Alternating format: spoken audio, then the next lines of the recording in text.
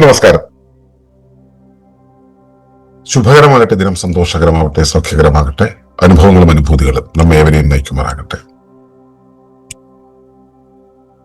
ആരോഗ്യത്തിന്റെ അടിസ്ഥാനമാകുന്ന വ്യവസ്ഥകളെ കുറിച്ച് സംസാരിച്ചു വന്നിരുന്ന ഒരു പരമ്പരയില് അത് അവസാനിക്കാൻ നോക്കുമ്പോഴും ചിലത് വിട്ടുപോയോ എന്നൊരു സംശയം. അപ്പോ 2-3 കാര്യങ്ങൾ കൂടെ പറയേണ്ടതുണ്ട്. അതുകൂടെ പറഞ്ഞിട്ട് നമുക്ക് ഈ ക്രമം അല്ലെങ്കിൽ ഈ ഒരു പരമ്പര അവസാനിപ്പിക്കാമെന്ന് തോന്നുന്നു. അല്ല, ഒന്ന് പറയാൻ വിട്ടുപോയതെന്ന് തോന്നുന്ന ഒരു കാര്യം മനസ്സ് എന്നുള്ളതാണ്. മനസ്സ്, മൈൻഡ് റെഗുലേറ്ററി സിസ്റ്റം, മനസ്സിന്റെ നിയന്ത്രണ വ്യവസ്ഥ അല്ലെങ്കിൽ മനോവ്യൂഹം എന്ന് പറയുന്നതും ആരോഗ്യം തമ്മിലുള്ള ബന്ധത്തെക്കുറിച്ചാണ് നമ്മളിവിടെ പറയുന്നത്. ജനറൽ ഫോർമാറ്റിൽ തന്നെയാണ് നമ്മളത് പറയുന്നത്. അതിലേക്ക് കടക്കാം. Mind regulatory system shapes health by controlling stress, adaptation and recovery. മനോവ്യൂഹവും ആരോഗ്യവും. മനസ്സ്, വികാരം, ബോധമനസ്സ് എന്നിവ ഉൾപ്പെട്ട സംവിധാനം അനുഭവങ്ങളെ വ്യാഖ്യാനിക്കുകയും ചിന്തകളും വികാരങ്ങളും സൃഷ്ടിക്കുകയും ബോധാവസ്ഥ നിലനിർത്തുകയും ചെയ്യുന്ന ഒരു സംയോജിത വ്യൂഹമാണ്. ഇതൊരു ഏക അവയവമല്ല, മറിച്ച് മസ്തിഷ്കം, നാഡികൾ, ഹോർമോണുകൾ, ഇന്ദ്രിയങ്ങൾ, ഓർമ്മശക്തി, ശ്രദ്ധ എന്നിവ ഉൾക്കൊള്ളുന്ന പ്രവർത്തന ശൃംഖലയാണ്. ശരീരം എങ്ങനെ ഗ്രഹിക്കുന്നു, പ്രതികരിക്കുന്നു, പൊരുത്തപ്പെടുന്നു, വീണ്ടെടുക്കുന്നു എന്ന് ഈ സംവിധാനം തീരുമാനിക്കുന്നു. ഇത് സമ്മർദ്ദത്തോടുള്ള പ്രതികരണം, വൈകാരിക നിയന്ത്രണം, പഠനം, തീരുമാനമെടുക്കൽ, ബോധാവസ്ഥകൾ എന്നിവയെ നിയന്ത്രിക്കുന്നു. ഇത് നാഡീവ്യൂഹം, എൻഡോക്രൈൻ, ദഹനം, പ്രതിരോധശേഷി, ശ്വസനം, രക്തചംക്രമണം, മസ്കുലോസ്കെലറ്റൽ, സെൻസറി സിസ്റ്റങ്ങളുമായി അടുത്ത് ബന്ധപ്പെട്ടിരിക്കുന്നു. കൂടാതെ ഒരു ശരീര സംവിധാനവും ഇതിൽ നിന്നും സ്വതന്ത്രമായി പ്രവർത്തിക്കുന്നില്ല. ഈ സംവിധാനം സന്തുലിതമാകുമ്പോൾ മാനസിക വ്യക്തത, വൈകാരിക സ്ഥിരത, നല്ല ഉറക്കം, ദഹനം, പ്രതിരോധശേഷി, വീണ്ടെടുക്കൽ എന്നിവയുണ്ടാകുന്നു. ഇത് തടസ്സപ്പെടുമ്പോൾ ഉത്കണ്ഠ, താഴ്ന്ന മാനസികാവസ്ഥ, ദഹന തകരാറുകൾ, ക്ഷീണം, വീക്കം, വിട്ടുമാറാത്ത രോഗങ്ങൾ തുടങ്ങിയ പ്രശ്നങ്ങൾ പ്രത്യക്ഷപ്പെടാം. വിട്ടുമാറാത്ത സമ്മർദ്ദം, മോശമുറക്കം, സെൻസറി ഓവർലോഡ്, വികാരങ്ങൾ അടിച്ചമർത്തൽ, പിന്നെ മോശം ഭക്ഷണക്രമം, നിഷ്ക്രിയത്വം, വിഷാംശങ്ങൾ, താളം തെറ്റിയ ജീവിതം എന്നിവ ഈ സംവിധാനത്തെ ദുർബലപ്പെടുത്തുന്നു. കൃത്യമായ ഉറക്കം, സാവധാനത്തിലുള്ള ശ്വസനം, ഉത്തേജകങ്ങൾ കുറയ്ക്കൽ, വൈകാരികമായ പ്രകടനം, ചലനം, പോഷക ഗുണമുള്ള ഭക്ഷണം, ശ്രദ്ധാപൂർവമായ ബോധം, സാമൂഹിക ബന്ധം, പ്രകൃതിയിലെ സമയം എന്നിവയിലൂടെ ആരോഗ്യം പുനഃസ്ഥാപിക്കപ്പെടുന്നു.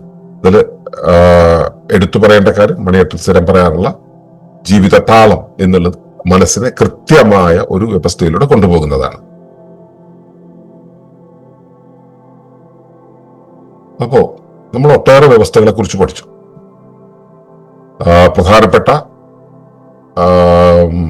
മസ്കുലോസ്കെലറ്റൽ, രക്തചംക്രമണം, എൻഡോക്രൈൻ, നാഡീവ്യൂഹം, ദഹനം, പ്രതിരോധശേഷി, ശ്വസനം തുടങ്ങിയ ഒട്ടേറെ വ്യവസ്ഥകളെ കുറിച്ച് നമ്മൾ പഠിച്ചു. അപ്പൊ ഈ ഓരോ വ്യവസ്ഥയും ആരോഗ്യത്തെ ബാധിക്കുന്ന രീതി എന്താണ്, അവയുടെ അടിസ്ഥാന ഘടകങ്ങൾ എന്തൊക്കെയാണ്, എന്തെല്ലാം അത് നിയന്ത്രിക്കുന്നു എന്നുള്ളതെല്ലാം നമ്മൾ പഠിച്ചപ്പോൾ നമുക്ക് ബോധ്യപ്പെട്ട ഒരു പ്രധാന കാര്യം എന്ന് പറയുന്നത്, ഇവയുടെ എല്ലാം ഇളക്കം അല്ലെങ്കിൽ ഇവയ്ക്കെല്ലാം, ഈ വ്യവസ്ഥകൾക്കെല്ലാം തകരാറുണ്ടാകുന്നത് ജീവിതക്രമത്തിൽ ഉണ്ടാകുന്ന മാറ്റം കൊണ്ടാണ് എന്നുള്ളതാണ്. ഇതിന് പരിഹാരമായി നമ്മൾ നിർദ്ദേശിച്ചതും ജീവിതക്രമത്തെ പുനഃസ്ഥാപിക്കുക എന്നുള്ളതാണ്. അപ്പോ ഈ ജീവിതക്രമത്തെ മുഴുവൻ നിയന്ത്രിക്കുന്ന ഒന്നാണ് ഈ ശരീരത്തിന്റെ ഒരു ഭൗതിക ഭാഗമല്ലാതെ നിലനിൽക്കുന്ന മനസ്സ് എന്നുള്ള സംവിധാനം. മനസ്സ് ഒരു ഏക അവയവമല്ല എന്നുള്ളതിന്റെ ഇടയിൽ നമ്മൾ പറഞ്ഞു. മനസ്സൊരു ഏക അവയവമല്ല. മനസ്സെന്നുള്ളത് ശരീരത്തിന്റെ ആസൂത്രണ സംവിധാനമാണ്. ആസൂത്രണ സംവിധാനം എന്ന് പറയുമ്പോൾ, ശരീരത്തിന്റെ ആസൂത്രണ സംവിധാനം എന്ന് പറയുന്നത് ശരീരത്തെ ആസ്പദമാക്കിയാണെങ്കിൽ, ഈ ആസൂത്രണ സംവിധാനം യഥാർത്ഥത്തിൽ ബോധം എന്ന് പറയുന്ന അടിസ്ഥാന ദ്രവ്യത്തിന്റെ, അടിസ്ഥാന ധാതുവിന്റെ അല്ലെങ്കിൽ അടിസ്ഥാന സത്തയുടെ ഒരു പ്രകടനമാണ്. അടിസ്ഥാന സത്തയുടെ പ്രകടനം, ബോധമെന്ന അടിസ്ഥാന സത്തയുടെ പ്രകടനം എന്ന് പറയുമ്പോൾ ശരീരവും ബോധമെന്ന അടിസ്ഥാന സത്തയുടെ പ്രകടനമാണെന്ന് നമ്മൾ നേരത്തെ സംസാരിച്ചിരുന്നു. അപ്പോൾ അടിസ്ഥാന സത്ത എന്താണ്? ഈ കേവലമായിട്ട് വരുന്ന രാസികമായ ഏതെങ്കിലും ഇലക്ട്രോണുകളോ പ്രോട്ടോണുകളോ ന്യൂട്രോണുകളോ അല്ലെങ്കിൽ ആറ്റങ്ങളോ ക്വാക്കുകളോ ഒക്കെ ആണോ എന്ന് നമുക്ക് സന്ദേഹപ്പെടാം. ഇതിനുമൊക്കെ അപ്പുറത്ത്, ആറ്റങ്ങൾക്കും ക്വാക്കുകൾക്കും ഒക്കെ അപ്പുറത്ത് അവയ്ക്കും അടിസ്ഥാനമാകുന്ന ഊർജത്തിന്റെയും ആ ഊർജത്തിനും നിദാനമാകുന്ന അടിസ്ഥാന ദ്രവ്യത്തിന്റെയും അടിസ്ഥാന ഹേതുവിന്റെയും കാര്യമാണ് നമ്മളിവിടെ ബോധം എന്ന് പറയുന്നത്. ആ ബോധത്തിന്റെ രൂപീകൃത അവസ്ഥയാണ് ശരീരം. ആ ബോധത്തിന്റെ രൂപീകൃത അവസ്ഥ തന്നെയാണ് അതിന്റെ പ്രവർത്തനം എന്ന് പറയുന്നത്. ആ ശരീരത്തെ രൂപപ്പെടുത്തിയിട്ടുള്ള രൂപീകരണം എന്ന് പറയുന്ന, സംഘാടനം എന്ന് പറയുന്നതും അത് തന്നെയാണ്. അപ്പോ സംഘാടനം എന്ന് പറയുന്നതാണ് ശരീരത്തെ രൂപപ്പെടുത്തുന്നത്. ശരീരധർമ്മത്തിന് വേണ്ടി, ഒരു പ്രത്യേക ധർമ്മത്തിന് വേണ്ടി ഒരു ശരീരം ഉണ്ടാകേണ്ടിയിരിക്കുന്നു. ആ ഉണ്ടാകേണ്ടിയിരിക്കുന്ന ആ സംവിധാനത്തെയാണ് നമ്മൾ പ്രാഥമികമായിട്ട് സത്തയുടെ ബോധം എന്ന് പറയുന്നത്. അപ്പോ സത്തയുടെ ബോധം ഉപരിവ്യവസ്ഥയുടെ ഒരു ആവശ്യമാണ്. അപ്പൊ എന്റെ ശരീരത്തിന്റെ ആവശ്യമായിട്ട് കൈ ഉണ്ടാകുന്നത് പോലെ ഉപരിവ്യവസ്ഥയായ ഭൂമിയുടെ അല്ലെങ്കിൽ പ്രകൃതിയുടെ ഒരു ആവശ്യത്തിനു വേണ്ടി ഞാൻ ഉണ്ടാകുന്നു എന്ന് പറയുമ്പോൾ ആ ആവശ്യം എന്ന് പറയുന്നത് തന്നെയാണ് എന്റെ ശരീരത്തിനും എന്റെ മനസ്സിനും എന്റെ രൂപീകരണത്തിനും ഒക്കെ കാരണമാകുന്ന ആദിദ്രവ്യം എന്ന് പറയുന്നത്. ആ ആവശ്യം എന്നുള്ളത് തന്നെയാണ് അടിസ്ഥാന ഹേതു. ആ ആവശ്യത്തിന് രൂപീകരിക്കപ്പെടുന്ന ഒരു പരിധിയുണ്ട്. ആ പരിധിയുടെ പേരെയാണ് നമ്മൾ സാധാരണ അഹം എന്ന് പറയുന്നത്. ഈ അഹം എന്നുള്ളത് രൂപീകരിക്കപ്പെടുമ്പോൾ ഈ അടിസ്ഥാന ഹേതുവാകുന്ന ആ അല്ലെങ്കിൽ ഉപരിവ്യവസ്ഥയാകുന്ന മഹാസംവിധാനത്തിന്റെ അടിസ്ഥാന കാരണം അല്ലെങ്കിൽ അടിസ്ഥാനപരമായിട്ടുള്ള ഒരു ആവശ്യത്തിനു വേണ്ടി അടിസ്ഥാന ഹേതുവായിട്ടുള്ള ഒരു പ്രദേശം കണ്ടെത്തുന്നു. ആ കണ്ടെത്തുന്ന പ്രദേശത്ത് എന്തു വേണമെന്ന് ഉപരിവ്യവസ്ഥയുടെ തന്നെ ജീവൻ സംഘടിപ്പിക്കുന്നു. ആ സംഘടിപ്പിക്കുന്ന, അവിടേക്ക് വേണ്ടുന്ന ദ്രവ്യത്തെ സംഘടിപ്പിക്കുന്നു. അവിടെ ആ പ്രാദേശികമായിട്ട് ആ സംഘടിപ്പിക്കുന്ന സംഘാടനത്തെയാണ് നമ്മൾ പ്രാദേശികമായ ജീവൻ എന്ന് പറയുന്നത്. അപ്പോ ആ ജീവൻ ആണ് അതിന്റെ പരിസരത്ത് നിന്നും വേണ്ടുന്ന ഘടകങ്ങളെ കൂട്ടിച്ചേർത്തുകൊണ്ട് ഈ ശരീരത്തെ ഉരുവാക്കുന്നത്.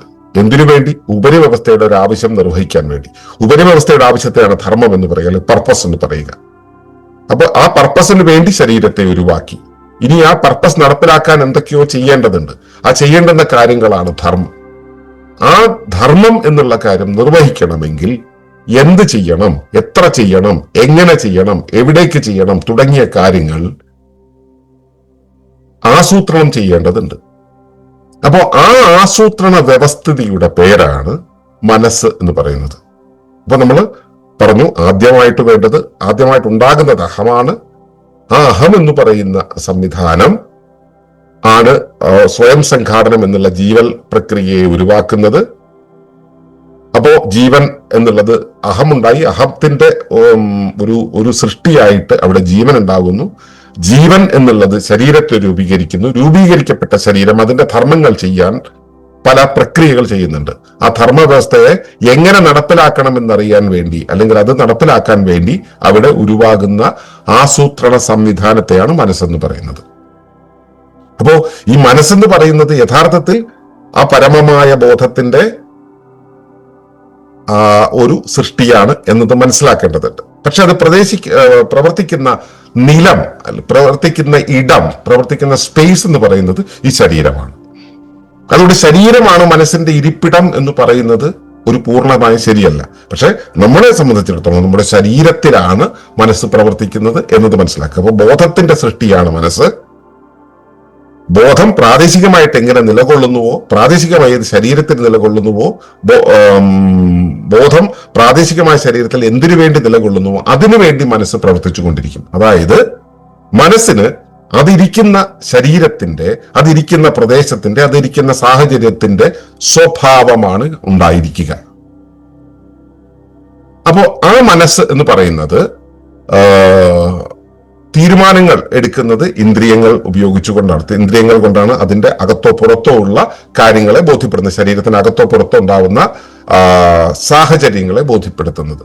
അകത്തു നിന്നും പുറത്തു നിന്നുള്ള സാഹചര്യങ്ങളാണ് സത്യത്തിൽ ഈ ശരീരത്തിനുള്ള സന്ദേശങ്ങൾ. ഇപ്പോ ഞാൻ എന്റെ കൈയോട് അത് കൈ പൊക്കൂ താഴ്ത്തു എന്നൊക്കെ പറയുമ്പോൾ ശരീരം കൈക്ക് നൽകുന്ന സന്ദേശം പോലെ എന്റെ ശരീരത്തിന് ഉപരിവ്യവസ്ഥയോ അകം വ്യവസ്ഥയോ നൽകുന്ന സന്ദേശങ്ങളാണ് സാഹചര്യങ്ങളായിട്ട് നമ്മൾ മനസ്സിലാക്കുന്നത്. അത് ഓരോ സന്ദർഭങ്ങളായിട്ട് നമ്മൾ മനസ്സിലാക്കുന്നു.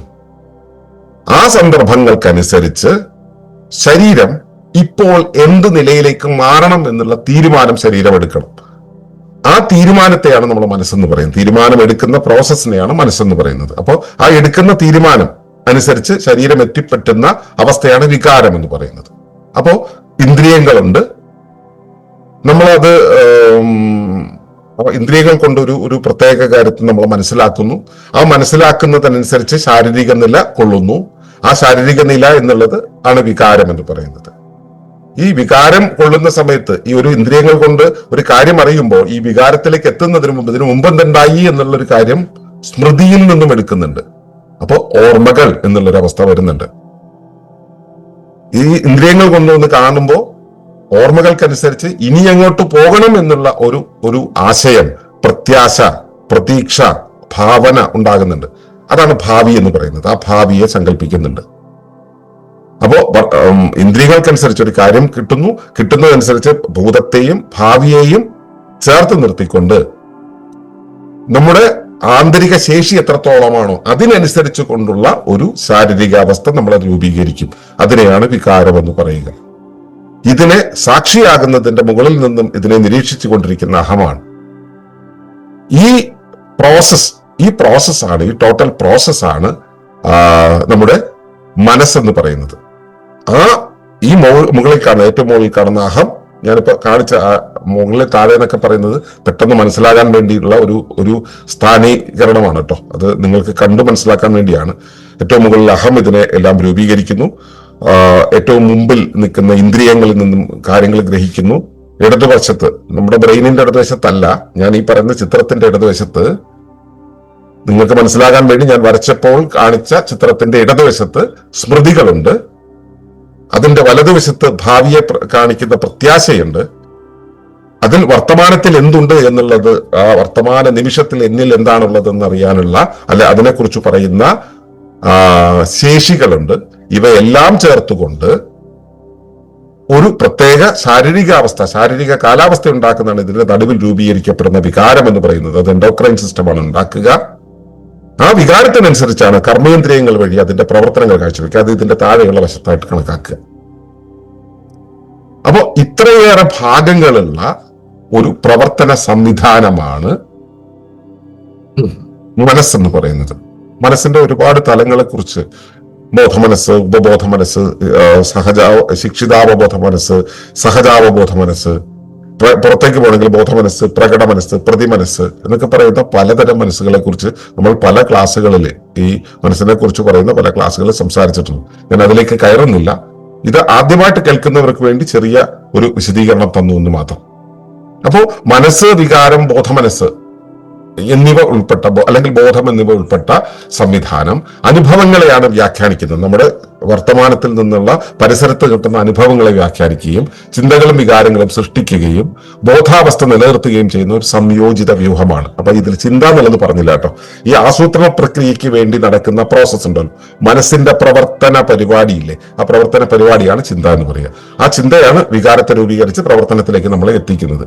അപ്പൊ ഇതിനെയെല്ലാം സൃഷ്ടിക്കുന്ന സംവിധാനത്തെയാണ് മനസ്സ് എന്ന് പറയുന്നത്. അപ്പോ ഇവിടെ ഇതൊരു ഏക അവയവമല്ല എന്നത് കൃത്യമായിട്ട് മനസ്സിലാക്കേണ്ടതുണ്ട്. മറിച്ച് മസ്തിഷ്കം, നാഡികൾ, ഹോർമോണുകൾ, ഇന്ദ്രിയങ്ങൾ, ഓർമ്മശക്തി, ശ്രദ്ധ എന്നിവ ഉൾക്കൊള്ളുന്ന പ്രവർത്തന ശൃംഖലയാണ്. പക്ഷെ ആരാണ് പ്രവർത്തിക്കുന്നത്? അത് ഈ ശരീരത്തിന്റെ മേളിലുള്ള ബോധമാണ്. നമ്മളൊരു അല്പം വെള്ളം എടുത്തിട്ട് ഒരു ടംബ്ലറിലേക്ക് ഒഴിച്ചാൽ ടംബ്ലറിന്റെ ഷേപ്പിൽ അത് രൂപപ്പെടുന്നത് കാണുമ്പോൾ ടംബ്ലറിന്റെ ഷേപ്പിലുള്ള ആ ദ്രാവകത്തെയാണ് നമ്മൾ മനസ്സിലാക്കുക അതാണെന്ന്. പക്ഷെ ദ്രാവകം ശരിക്കും ടംബ്ലറിന് അകത്തുള്ളതാണോ? അവിടേക്ക് ചെന്നപ്പോൾ ആ ഷേപ്പിലായി എന്നുള്ളതാണ്. വാതകമാണെങ്കിലോ ആ വാതകത്തിന് ആ പാത്രത്തിന്റെ ഷേപ്പ് വരുന്നതേ ഉള്ളൂ, പക്ഷെ ആ പാത്രമല്ലത്. അതുപോലെ മനസ്സെന്ന് പറയുന്നത് യഥാർത്ഥത്തിൽ ഇവിടെ പ്രവർത്തിക്കുന്നത് കൊണ്ട് നമ്മൾ ഇവിടെ വെച്ച് മനസ്സിലാക്കുന്നു എന്നുള്ളതാണ്. ഇവിടത്തെ മനസ്സ് എന്ന് പറയുന്നതാണ് കുറച്ചുകൂടെ നല്ലത്. അപ്പൊ അത് മസ്തിഷ്കത്തെ ആശ്രയിച്ചും നാഡികളെ ആശ്രയിച്ചും ഹോർമോണുകളെ ആശ്രയിച്ചും ഇന്ദ്രിയങ്ങളെ ആശ്രയിച്ചും ഓർമ്മശക്തിയെ ആശ്രയിച്ചും ശ്രദ്ധയെ ആകർഷിച്ചുമൊക്കെയാണ് ആസ്പദിച്ചുമൊക്കെയാണ് നിലനിൽക്കുന്നത്. അപ്പോ ഏത് പാത്രമാണ് ആ പാത്രത്തിനനുസരിച്ചാണ് ഷേപ്പ് എന്ന് ഞാൻ പറഞ്ഞു. അവിടെ ശരീരം എങ്ങനെ ഗ്രഹിക്കുന്നു, വെളിയിൽ നിന്നുള്ള കാര്യങ്ങൾ എങ്ങനെ ഗ്രഹിക്കുന്നു, എങ്ങനെ പ്രതികരിക്കുന്നു, എങ്ങനെ അതുമായിട്ട് പൊരുത്തപ്പെടുന്നു, പൊരുത്തപ്പെടുക അതുമായിട്ട് അഡാപ്റ്റ് ചെയ്യുക എന്നുള്ള ആ പൊരുത്തമാകാനുള്ള ശേഷിയാണ് നമ്മുടെ ജ്ഞാനം എന്ന് പറയുക. പൊരുത്തപ്പെടുന്നു, വീണ്ടെടുക്കുന്നു, അതിനാണ് റിസിലിയൻസ് എന്ന് പറയുക, പുനഃസ്ഥാപനം എന്ന് പറയുന്നത്. ഈ സംവിധാനം ആണ് ഇതെല്ലാം തീരുമാനിക്കുന്നത്. ഒരു ശരീരം എങ്ങനെ അതിന്റെ പരിസരത്തെ മനസ്സിലാക്കുന്നു, പരിസരത്തെ കുറിച്ച് ഗ്രഹിക്കുന്നു, അതിനോട് എങ്ങനെ പ്രതികരിക്കുന്നു, അതിനോട് എങ്ങനെ പൊരുത്തമാകുന്നു, ശരീരത്തിൽ അതിനനുസരിച്ച് വരുന്ന മാറ്റങ്ങളെ എങ്ങനെ വീണ്ടെടുക്കുന്നു, ഈ 4 കാര്യങ്ങളും ഈ മനസ്സാണ് തീരുമാനിക്കുന്നത്. ഇത് മനസ്സ് നിയന്ത്രിക്കുന്ന പ്രധാനപ്പെട്ട മറ്റൊരു കാര്യം എന്ന് പറയുന്നത് സമ്മർദ്ദത്തോടുള്ള, നമുക്ക് ചുറ്റുപാടിൽ നിന്നുള്ള സമ്മർദ്ദം അല്ലെങ്കിൽ ആന്തരികമായ സമ്മർദ്ദം ഉണ്ടാവുന്നുണ്ടല്ലോ, സമ്മർദ്ദത്തോടുള്ള പ്രതികരണം എന്നുള്ളത് ഇപ്പൊ നമ്മുടെ ജീവിതത്തിൽ നമുക്ക് കാണാവുന്നതാണ് അല്ലെ. സമ്മർദ്ദത്തോടുള്ള പ്രതികരണം, എന്തെങ്കിലും ഒരു ടെൻസ്ഡ് ആയിട്ടുള്ള സാഹചര്യം, നമ്മുടെ ശരീരം, മനസ്സ് അല്ലെങ്കിൽ ജീവിതം, വ്യക്തിത്വം എങ്ങനെയാണ് പ്രതികരിക്കുന്നത്, ഇത് മനസ്സാണ് തീരുമാനിക്കുന്നത്. നമ്മുടെ വൈകാരിക നിയന്ത്രണം, വികാരങ്ങൾ പലതുണ്ടാവും, പല സാഹചര്യങ്ങൾക്കനുസരിച്ച് പല വികാരങ്ങളുണ്ടാവും. ഈ വികാരങ്ങളുടെ നിയന്ത്രണം, വൈകാരിക നിയന്ത്രണം, വൈകാരിക പക്വത, വൈകാരിക ബുദ്ധി, വൈകാരിക സൗന്ദര്യം തുടങ്ങിയ കാര്യങ്ങളെല്ലാം തന്നെ നിയന്ത്രിക്കുന്നത് ഈ മനസ്സാണ്. പിന്നെ നമ്മൾ ഏതെങ്കിലും കാര്യത്തെ കുറിച്ചുള്ള പഠനം നടക്കുന്നു, നമ്മുടെ ചുറ്റുപാടുമായിട്ട് അഡാപ്റ്റ് ചെയ്യണമെങ്കിൽ നമ്മൾ പഠനം നടക്കണം. ആ പഠനം എന്ന് പറയുന്നത്, അതുപോലെ തന്നെ നമ്മുടെ തീരുമാനമെടുക്കൽ എന്ന് പറയുന്നത്, ഇതെല്ലാം തന്നെ അതുപോലെ തന്നെ നമ്മുടെ ബോധാവസ്ഥകൾ, നമ്മൾ ഉറങ്ങുന്ന അവസ്ഥയുണ്ട്, ഉണർന്നിരിക്കുന്ന അവസ്ഥയുണ്ട്, നമ്മൾ പ്രകടിപ്പിക്കുന്ന അവസ്ഥയുണ്ട്, നമ്മൾ ഒരു കാര്യത്തെ റിസീവ് ചെയ്തുകൊണ്ടിരിക്കുന്ന അവസ്ഥയുണ്ട്, നമ്മൾ ഈ ശീലിക്കുന്ന അവസ്ഥയുണ്ട്, ശീലനത്തിലൂടെ പോകുന്ന അവസ്ഥയുണ്ട്. നമ്മളിതൊന്നും അല്ലാതെ പരമമായ പ്രപഞ്ചവുമായി ലയിച്ച് നിൽക്കുന്ന അവസ്ഥകളുണ്ട്. അപ്പൊ പ്രത്യക്ഷം, പ്രതി അല്ലെങ്കിൽ പ്രതി, പ്രത്യക്ഷം, ജാഗ്രത്, സ്വപ്നം, സുഷുപ്തി, തുരീയം എന്ന് പറയുന്ന പല ബോധാവസ്ഥകൾ ഉണ്ട്. അപ്പൊ ഈ ബോധാവസ്ഥകൾ, അവയർനെസ് ലെവലുകൾ, ഈ അല്ലെങ്കിൽ അവേക്കൻഡ് ലെവലുകൾ എന്നൊക്കെ പറയാം, ആ ലെവലുകളെ കുറിച്ച് ഒക്കെ അവയെല്ലാം എങ്ങനെ നിൽക്കണം എന്നുള്ളതെല്ലാം തീരുമാനിക്കുന്നത് മനസ്സാണ്. അപ്പോൾ ഇതില് ഒരുപാട് വ്യവസ്ഥകൾ ഇതുമായിട്ട് എൻഗേജ് ചെയ്യുന്നുണ്ട്. ഈ നാഡീവ്യൂഹം അതുമായിട്ട് എൻഗേജ് ചെയ്ത് വർക്ക് ചെയ്യും, എൻഡോക്രൈൻ സിസ്റ്റം അതനുസരിച്ച് വർക്ക് ചെയ്യും, ദഹന വ്യവസ്ഥ അനുസരിച്ച് പ്രവർത്തിക്കും, പ്രതിരോധശേഷി, നമ്മുടെ ശരീരം എങ്ങനെ ചുറ്റുപാടുമുള്ള കാര്യങ്ങളോട് പ്രതിരോധിക്കണം എന്നുള്ളത്, ശ്വസനം എന്നുള്ളത്, രക്തചംക്രമണം എന്നുള്ളത്, മസ്കുലോസ്കെലിറ്റൽ പ്രവർത്തനങ്ങൾ എങ്ങനെയാണ്, സെൻസറി സിസ്റ്റങ്ങളായിട്ട് എങ്ങനെ പ്രവർത്തിക്കുന്നു എന്നുള്ളവയായിട്ട് ഏറ്റവും നന്നായിട്ട് ബന്ധപ്പെട്ടിരിക്കുന്നു. പക്ഷെ അതില് ശ്വസനം എന്നുള്ള പ്രക്രിയയാണ് മനസ്സിന്റെ മൊത്തം പ്രവർത്തനത്തെയും സ്വാധീനിക്കുന്ന ഏറ്റവും മുഖ്യ ഘടകം. മറ്റുള്ളവയെല്ലാം മനസ്സിന്റെ പ്രവർത്തനത്തിനനുസരിച്ച് മാറിപ്പോകുന്നതാണ്. എന്നാൽ മനസ്സിന്റെ പ്രവർത്തനം ശ്വസന വ്യവസ്ഥയുമായിട്ട് ചേർന്നാണ് പ്രവർത്തിക്കുക, അല്ലെങ്കിൽ ശ്വസന വ്യവസ്ഥയുടെ കമാൻഡിലാണ് പ്രവർത്തിക്കുക. ശ്വാസം എങ്ങനെ നിയന്ത്രിക്കപ്പെടുന്നുവോ, ശ്വാസം എങ്ങനെ ഏത് ഗതിയിലേക്ക് പോകുന്നുവോ, ശ്വാസം ഏത് പക്ഷത്ത് നിൽക്കുന്നുവോ, അതിനനുസരിച്ച് മനസ്സിന്റെ പ്രവർത്തനങ്ങളിൽ മാറ്റം വരും. ഇപ്പോ സിമ്പത്തറ്റിക് ആയിട്ടുള്ള പ്രവർത്തനമാണോ, പാരാസിമ്പത്തറ്റിക് ആയിട്ടുള്ള പ്രവർത്തനമാണോ, ഇതെല്ലാം തന്നെ ശ്വസന വ്യവസ്ഥയുമായിട്ട് ചേർന്നുകൊണ്ടാണ് പ്രവർത്തിക്കുക. മനസ്സകത്ത് പ്രവർത്തിക്കണോ പുറത്ത് പ്രവർത്തിക്കണോ എന്നുള്ള കാര്യങ്ങളെല്ലാം തന്നെ അവിടെയാണ് തീരുമാനമാകുന്നത്. ശരീരത്തിലെ ഒരു സംവിധാനം ഇതിൽ നിന്നും, മനസ്സിൽ നിന്നും മാറി പ്രവർത്തിക്കുന്നില്ല. മനസ്സിന്റെ നിയന്ത്രണത്തിലാണ് സർവ്വ പ്രവർത്തനങ്ങളും. അത് മനസ്സിന്റെ ഏത് തലമാണെന്നല്ല. ഇപ്പൊ ബോധതലത്തിലാണെങ്കിൽ ബോധ മനസ്സിന്റെ നിയന്ത്രണത്തിലാണ് പ്രവർത്തിക്കുക. ഉപബോധ തലത്തിലാണെങ്കിൽ, ഇപ്പൊ കലകളുടെ ഒക്കെ തലമാണെങ്കിൽ ഉപബോധ തലത്തിലാണ് പ്രവർത്തിക്കുക. കോശങ്ങളെല്ലാം പ്രവർത്തിക്കുന്നത് ശിക്ഷിതാവബോധത്തിന്റെ തലത്തിലാണ്. നമ്മുടെ DNA, RNA പോലുള്ള ഇന്റർസെല്ലുലാർ എലമെന്റുകളെല്ലാം പ്രവർത്തിക്കുന്നത് ജൈവതയുടെ തലത്തിൽ നിന്നാണ്. അപ്പോൾ ഓരോ തലത്തിലും, ഓരോ മാനസിക തലത്തിനനുസരിച്ചാണ് ശരീരത്തിന്റെ ഓരോ ഭാഗവും പ്രവർത്തിക്കുന്നത്. ഈ സംവിധാനം സന്തുലിതമാകുമ്പോൾ, ഈ മാനസിക സംവിധാനം എന്ന് പറയുന്നത്, ഈ മനസ്സിന്റെ പല തലങ്ങൾ പറഞ്ഞത്, ഇവയെല്ലാം തമ്മിൽ സുതാര്യമായ ഒരവസ്ഥയിൽ സന്തുലിതമായി നിൽക്കുമ്പോൾ മാനസിക വ്യക്തത ഉണ്ടാവും. നമുക്ക് മെന്റൽ ക്ലാരിറ്റി ഉണ്ടാവും, എന്താണ് വേണ്ടത് എന്നുള്ള കാര്യങ്ങൾ ക്ലാരിറ്റി ഉണ്ടാവും. വൈകാരികമായ സ്ഥിരത ഉണ്ടാവും, സ്റ്റേബിലിറ്റി ഉണ്ടാവും. ഇതിന്റെ പ്രധാന ലക്ഷണം എന്ന് പറയുന്നത് നല്ല ഉറക്കം കിട്ടുന്നുള്ളതാണ്. നല്ല ഉറക്കം ഉണ്ടാവും, നല്ല ദഹനം ഉണ്ടാവും, പിന്നെ പ്രതിരോധശേഷി ഉണ്ടാവും. എന്ത് കാര്യം വന്നാലും അതിനനുസരിച്ച് ശരീരം പ്രതികരിക്കുന്ന, ശരിയാം വിധം അതിനെ കൊണ്ടുപോകുന്ന ഒരവസ്ഥ ഉണ്ടാവും. അതുപോലെ തന്നെ ശരീരത്തിന് എന്തെങ്കിലും കേടുപാട് വന്നു കഴിഞ്ഞാൽ അതിനെ വീണ്ടെടുക്കൽ, മാനസികമായിട്ടൊരു തകരാറ് വന്നാൽ അതിനെ വീണ്ടെടുക്കൽ, ശാരീരികമായൊരു തകരാറ് വന്നാൽ അതിനെ വീണ്ടെടുക്കൽ, നമുക്ക് ഭൗതികമായ ഒരു ദ്രവ്യനഷ്ടം വന്നു കഴിഞ്ഞാൽ അതിനെ വീണ്ടെടുക്കൽ എന്നുള്ളതെല്ലാം തന്നെ ക്ലിയർ ആയിട്ടുള്ള മെന്റൽ സ്റ്റേറ്റിലുള്ളവർക്കാണ് കഴിയുക. ഇതില് മനസ്സിന്റെ പ്രവർത്തനങ്ങളിൽ എവിടെയെങ്കിലും തടസ്സം വരുന്ന സമയത്ത് നമുക്ക് ഉത്കണ്ഠയുണ്ടാവും.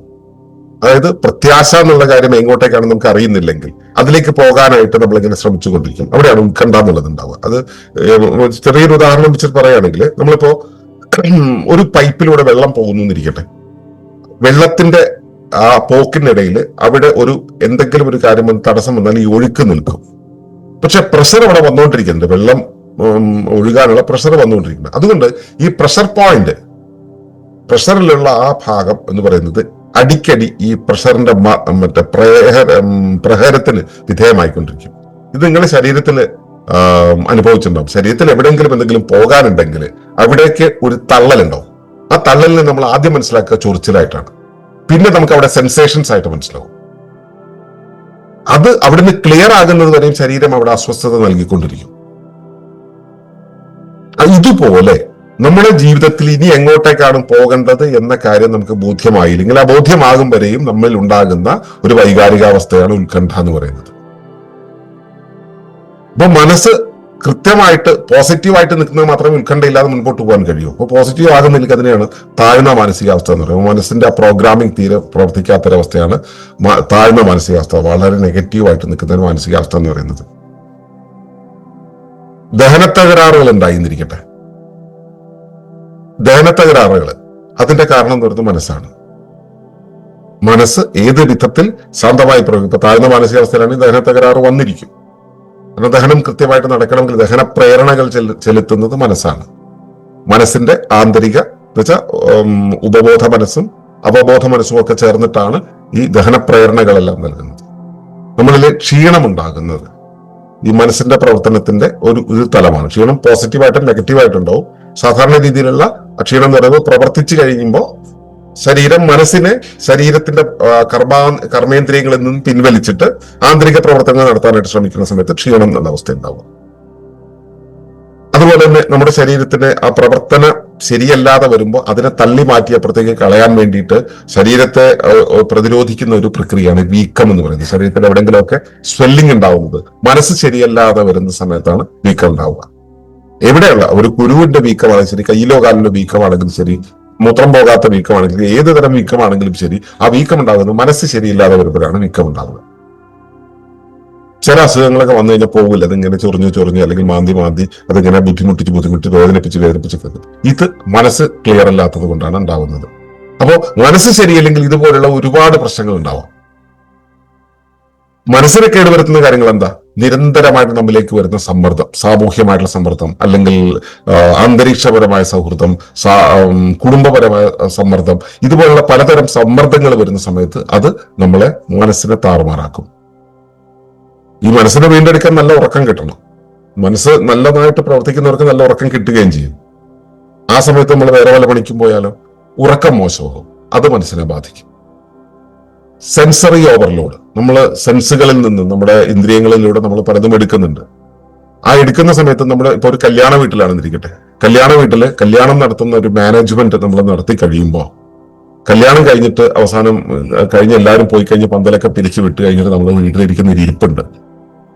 എത്രയേറെ കാര്യങ്ങളെ നമ്മൾ ഓവർലോഡിലൂടെ കൊണ്ടുപോയതാണ്. നമ്മുടെ ശരീരത്തിൽ എടുക്കാവുന്നതിനും എത്രയോ അപ്പുറത്തുള്ള ഒരു ഓവർലോഡ് എടുത്തതാണ് സമയത്ത് ആണ് സെൻസറി ഓവർലോഡ് എന്ന് പറയുന്നത്.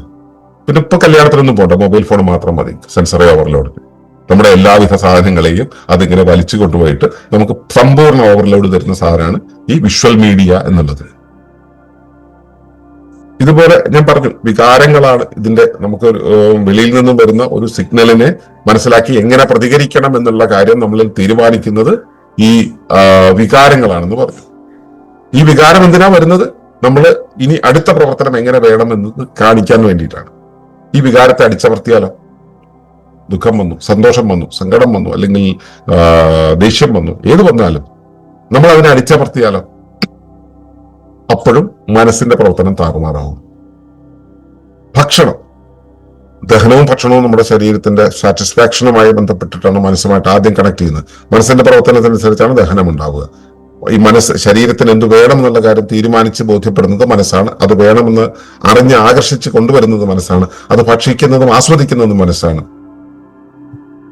ഈ മനസ്സിന്റെ താളം തെറ്റുന്ന സമയത്ത് നമ്മൾ ഭക്ഷണം കഴിക്കുന്നതിൽ താളക്രമം തെറ്റിക്കും. അങ്ങനെ ശീലിച്ചു കഴിയുമ്പോൾ പിന്നെ ആ വഴിക്കങ്ങ് പോകും.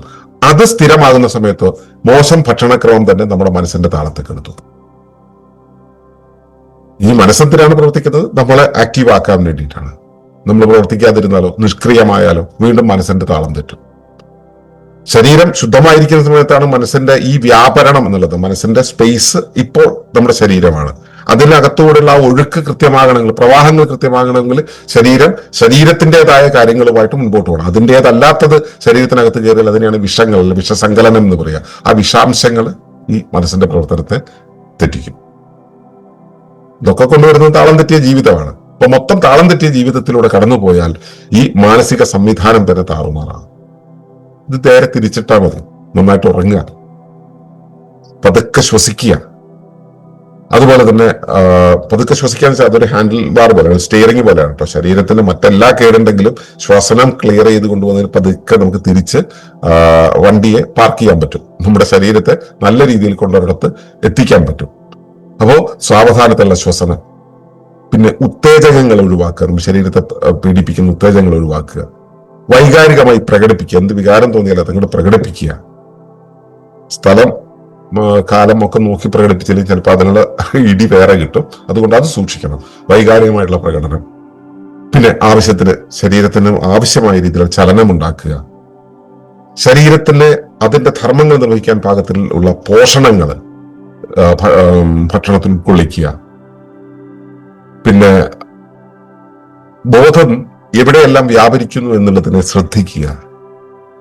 നല്ല സാമൂഹ്യ ബന്ധം പുലർത്തുക. അപ്പൊ ബാലൻസ്ഡ് ആയിട്ട് നിൽക്കാൻ പറ്റും. നമുക്ക് തോന്നുന്ന പോലെ അപ്പ് ആൻഡ് ഡൗൺ വരില്ല. സാമൂഹ്യ ബന്ധം കൃത്യമായി സൂക്ഷിക്കുക. കുടുംബ ബന്ധങ്ങൾ, വ്യക്തിബന്ധങ്ങൾ, സാമൂഹ്യ ബന്ധങ്ങൾ, മറ്റു ജീവജാലങ്ങളുള്ള ബന്ധങ്ങൾ, സസ്യങ്ങളുള്ള ബന്ധങ്ങൾ, പ്രകൃതിയോടുള്ള ബന്ധം, ഇവയെല്ലാം സൂക്ഷിച്ചു കഴിഞ്ഞാൽ നമ്മുടെ അപ്സ് ആൻഡ് ഡൗൺസ് വല്ലാതെ കൂടി വരില്ല. അതൊക്കെ റെഗുലേറ്റ് ചെയ്യുന്നു. പിന്നെ പ്രകൃതിയുടെ സമയം, പ്രകൃതിയുടെ സർക്കാരിയൻ രഥം എന്നുള്ളൊരു അവസ്ഥ ഉണ്ടല്ലോ, അതുമായി പ്രകൃതിയുടെ ആ താളത്തിനനുസരിച്ച് നമ്മുടെ സർക്കാരിയൻ രഥത്തെ കൊണ്ടുപോകുന്ന ഒരവസ്ഥ. ഇങ്ങനെയുള്ളതെല്ലാം ശ്രദ്ധിക്കുകയാണെങ്കിൽ അതിനാണ് നമ്മൾ ക്രമത്തോടു കൂടിയുള്ള ജീവിതം എന്ന് പറയുക. അപ്പൊ താളക്രമത്തോടു കൂടിയുള്ള ആ ഒരു ജീവിതത്തിലേക്ക് നമ്മൾ വരികയാണെങ്കിൽ നമ്മുടെ ആരോഗ്യം പുനഃസ്ഥാപിക്കപ്പെടും. അല്ലെങ്കിലോ ആരോഗ്യ പ്രവർത്തനങ്ങൾ മൊത്തം താറുമാറാവും. അപ്പോ മനസ്സെന്ന് പറയുന്നത് ഈ സിസ്റ്റത്തെ മുഴുവൻ കൈകാര്യം ചെയ്യുന്ന, എല്ലാ വ്യവസ്ഥകളെയും കൈകാര്യം ചെയ്യുന്ന ഒരു ഏകീകൃത വ്യവസ്ഥയാണ്. ഇതൊരു അവയവമല്ല. ഏതൊക്കെ അവയവമുണ്ടോ ആ അവയവത്തിന്റെ ഒക്കെ ഷേപ്പിൽ പ്രവർത്തിക്കും. അതുകൊണ്ട് ഒരു അവയവത്തിന് തകരാറുണ്ടെങ്കിൽ ആ തകരാറ് പോലെ ഇത് പ്രവർത്തിക്കും. അതുകൊണ്ടാണ് അന്നമയ കോശം ശരിയായാലേ മനോമയ കോശം ശരിയാവുള്ളൂ എന്ന് പറയുന്നത്. നമ്മൾ എന്ത് അന്നമാണോ കഴിക്കുന്നത് അതിനനുസരിച്ച് ശരീരം രൂപപ്പെടും, അതിനനുസരിച്ച് മനസ്സ് രൂപപ്പെടും. അപ്പോ നല്ല ഭക്ഷണം എന്ന് പറയുന്നതിന്റെ ഒരു ആവശ്യകത അതും കൂടെയാണ്. നല്ല ഭക്ഷണമാണ് കഴിക്കുന്നതെങ്കിൽ നമ്മുടെ ശരീരം നല്ല രീതിയിൽ ഉള്ള ഒരു ഘടനയിലേക്ക് വരും. അത് നല്ല രീതിയിലുള്ള പ്രവർത്തനങ്ങൾ കാഴ്ചവെക്കും. അത് നല്ല രീതിയിലുള്ള പ്രകടനം കാഴ്ചവെക്കും, ജീവിത പ്രകടനം കാഴ്ചവെക്കും. ഈ മനസ്സിന് ഏതെങ്കിലും തരത്തിലുള്ള അപാകമുണ്ടായാൽ, ആഘാതമുണ്ടായാൽ അത് ശരീരപ്രവർത്തനത്തെ മൊത്തം താറുമാറാക്കും എന്നുള്ളതാണ് കാര്യം. ജീവിതത്തെ തന്നെ അത് താളം തെറ്റിക്കും. അതിന് പ്രതിവിധി ഇത്രയേ ഉള്ളൂ: ക്രമത്തോടുകൂടിയുള്ള താളാത്മകമായ ജീവിതത്തിലേക്ക് തിരികെ വരിക. മണിയേട്ടനതാണ് സജസ്റ്റ് ചെയ്തിട്ടുള്ളത്, താളാത്മകമായ ജീവിതത്തിലേക്ക് തിരികെ വരിക. വാഴ്ക്കൈ താളം എന്നാണ് അദ്ദേഹം പറയുക. വാഴ്ക്കൈ താളത്തിലേക്ക് വന്നു കഴിഞ്ഞാൽ മനസ്സ് റെഗുലേറ്റ് ചെയ്യപ്പെടും. നിങ്ങളുടെ മനസ്സ് എത്രത്തോളം റെഗുലേറ്റഡ് ആണെന്നുള്ളത് നിരീക്ഷിക്കുക. എവിടെയെല്ലാം ഏറ്റത്താഴ്ചകൾ ഉണ്ടല്ലോ അവയെല്ലാം ക്രമീകരിക്കാൻ തുറന്നു വെക്കുക പ്രകൃതിയുമായി. അതിലേക്കുള്ള തിരിച്ചറിവും ശ്രദ്ധയും നിങ്ങളിൽ ഉണ്ടാകട്ടെ എന്ന് പ്രാർത്ഥിക്കുകയാണ്. നന്ദി, നമസ്കാരം.